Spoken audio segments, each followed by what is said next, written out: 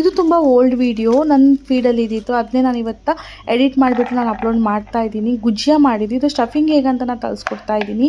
ನಾನಿಲ್ಲಿ ಗೋಡಂಬಿ ಮತ್ತು ಬಾದಾಮಿನ ಸಣ್ಣಾಗಿ ಚಾಪ್ ಮಾಡ್ಕೊಳ್ತಾ ಇದ್ದೀನಿ. ಹಾಗೆ ಇಲ್ಲಿ ಒಂದು ಪ್ಯಾನಿಗೆ 3 ಟೇಬಲ್ ಸ್ಪೂನ್ ಅಷ್ಟು ತುಪ್ಪವನ್ನು ಹಾಕಿಬಿಟ್ಟು ನಾನು ಏನು ಚಾಪ್ ಮಾಡಿ ಇಟ್ಕೊಂಡಿದ್ದೀನಿ ನಟ್ಸ್ನ ಅದನ್ನು ಇಲ್ಲಿ ಆ್ಯಡ್ ಮಾಡ್ಕೊಳ್ತಾ ಇದ್ದೀನಿ.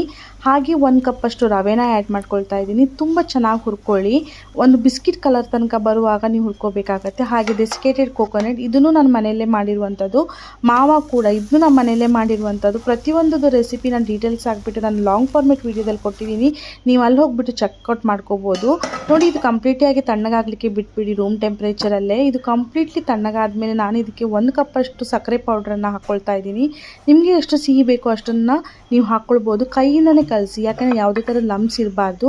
ಹಾಗೆ ನಾನು ಮೈದಾ ಹಿಟ್ಟನ್ನ ಮೊದಲೇ ಕಲಸಿಟ್ಕೊಂಡಿದ್ದೆ, ಅದನ್ನ ರೌಂಡಾಗಿ ಕಟ್ ಮಾಡಿಕೊಂಡು ಅದಕ್ಕೆ ಸ್ಟಫಿಂಗ್ ಮಾಡಿಕೊಂಡು, ನೋಡಿ ಇಲ್ಲಿ ನಾನು ಸೈಡಿಗೆ ನೀರು